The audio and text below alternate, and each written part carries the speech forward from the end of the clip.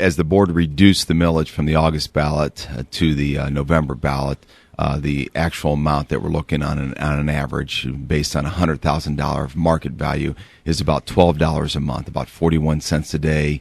Computes to about $150 a year. So that's what the board's asking, in the regard to that.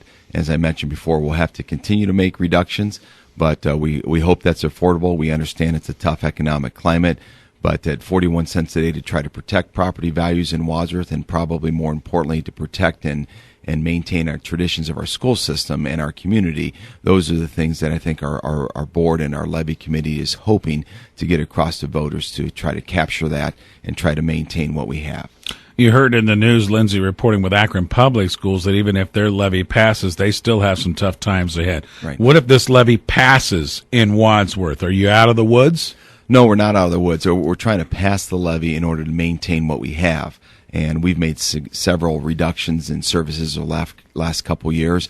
But even with our reduction in millage, we're going to have to slowly reduce other things out of the budget to make up for the lower millage that our board has put on the ballot this November. So we'll look to reduce about $600,000 a year. We're going to try to do that, number one, and through attrition, through not replacing staff that may retire. We're going to do that through our material supplies and some of our other initiatives. But without a doubt, we're going to have to continue to make those reductions. We're not going to bring things back significantly to where they were several years ago when the economy was much different. But at this point, we're going to have to try to maintain that additional money that we have coming in from voters, and then and certainly from there we'll look to try to make some additional reductions as far as away from kids as we can to keep our balance sheet in the black. We currently are one of the few districts that have all-day, everyday kindergarten, and that's been a best practice. And right now, no. I mean, we do not plan on getting rid of that program if we're able to gain additional support. That's been a phenomenal program for our young students. Obviously, the primary age is critical, and teaching that literacy is important, I think, to the future of children. So if we're able to support, I think that we can work within our budget to maintain that program, which has been valuable. When did you put that into effect? We just put that in last year. This is the second year of that. And that certainly has reaped big rewards for our students in trying to prepare them to continue on in their education. So all-day kindergarten is not mandated by the state, but it is considered best practices.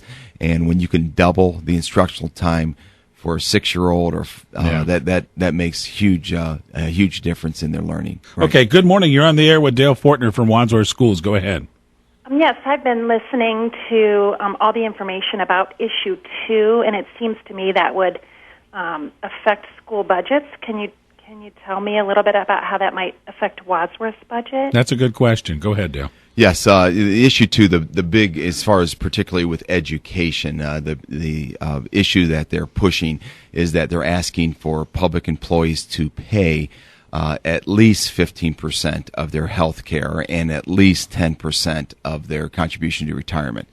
That won't change Wadsworth City Schools dramatically because our teachers and our classified staff, our employees, pay that already. They contribute at the 15% level, and they contribute at the 10% level for their pension. So while that is one of the marketing issues for that one side of Issue 2, that will not project to bring any additional savings to our district because our employees already make those contributions, the contribution levels that they're asking for in Issue 2.